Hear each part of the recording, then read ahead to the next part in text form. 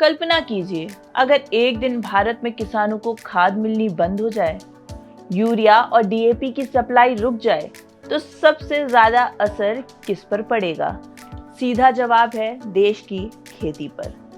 लेकिन पिछले कुछ महीनों से भारत के सामने यही खतरा मंडरा रहा है।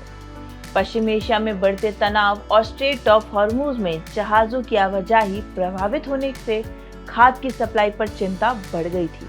लेकिन एक बड़ी राहत की खबर सामने आई है। 15 बड़े जहाज 7 लाख टन से ज्यादा खाद और कच्चा माल लेकर भारत की ओर बढ़ चुके हैं। तो आखिर इन जहाजों का भारत के किसानों से क्या संबंध है? सरकार क्यों राहत की सांस ले रही है और क्यों अब खरीफ सीजन में खाद की कोई और कमी नहीं होगी? आइए समझते हैं।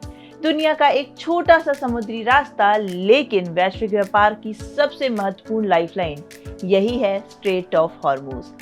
पश्चिम एशिया के कई देश जैसे सऊदी अरब, कतर, यूएई और ओमान यहीं से तेल, गैस और कई जरूरी उत्पाद दुनिया भर में भेजते हैं। भारत भी अपनी जरूरत का बड़ा हिस्सा इसी रास्ते से मंगवाता है। सिर्फ पेट्रोलियम ही नहीं, बल्कि खेती के लिए जरूरी यूरिया, डीएपी और सल्फर जैसे उत्पाद भी इसी मार्ग से भारत पहुंचते हैं। यही वजह है कि जब इस क्षेत्र में तनाव बढ़ा, तब भारत के सामने खाद्य आपूर्ति को लेकर चिंता बढ़ गई। अब अच्छी खबर ये है कि सूत्रों के मुताबिक 15 जहाज सफलतापूर्वक हॉर्मुज पार कर चुके हैं और भारत की ओर बढ़ रहे हैं। इन जहाजों में लगभग 7 लाख टन से भी ज्यादा खाद और उसका कच्चा माल मौजूद है। इसमें 8 जहाज लगभग 3.3 लाख टन यूरिया लेकर आ रहे हैं। 4 जहाज में करीब 2.5 लाख टन डीएपी है। 3 जहाजों में लगभग 1.1 लाख टन सल्फर लदा हुआ है। यही नहीं, सूत्रों के अनुसार 5 और भी जहाज जल्द ही इस रास्ते से निकलने वाले हैं, जिनमें अमोनिया, सल्फर और यूरिया होगा। यानी आने वाले दिनों में भारत के खाद्य भंडार को और मजबूती मिलने की संभावना है। इस समय देश के खरीफ फसलों की बुआई चल रही है। धान, मक्का, सोयाबीन, कपास, इन सभी फसलों के लिए यूरिया और डीएपी की मांग सबसे ज्यादा रहती है। ऐसे समय अगर खाद की सप्लाई रुक जाती तो किसानों को भारी परेशानी का सामना करना पड़ सकता था। लेकिन सरकार का कहना है कि फिलहाल ऐसी कोई स्थिति नहीं है। सरकारी आंकड़ों के मुताबिक देश के पास इस समय करीब 163 लाख टन खाद का स्टॉक मौजूद है। वहीं खरीफ सीजन को देखते हुए किसान अब 160 लाख टन से ज्यादा खाद खरीद चुके हैं। यानी फिलहाल स्टॉक आरामदायक स्थिति में बताया जा रहा है। इस संकट ने भारत को एक बड़ा सबक भी दिया। किसी एक या दो देशों पर निर्भर रहने की बजाय भारत ने अब खाद खरीदने के लिए कई नए देशों से समझौते किए हैं।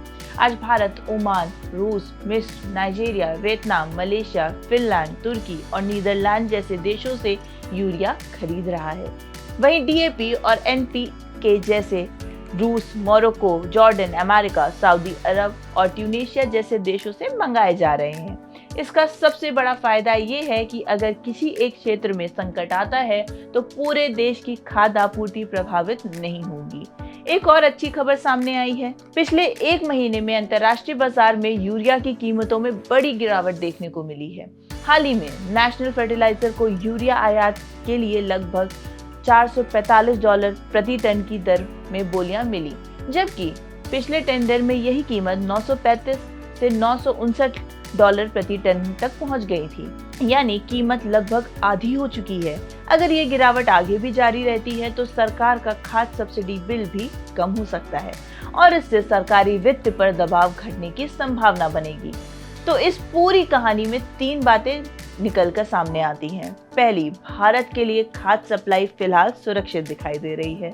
दूसरी, सरकार ने आयात के नए रास्ते और नए साझेदार बनाकर जोखिम कम करने की कोशिश की है। और तीसरी, अगर अंतर्राष्ट्रीय बाजार में यूरिया की कीमतें इसी तरह नीचे रहती हैं तो इसका सीधे फायदा सरकार के साथ साथ किसानों को अप्रत्यक्ष रूप से मिल सकता है।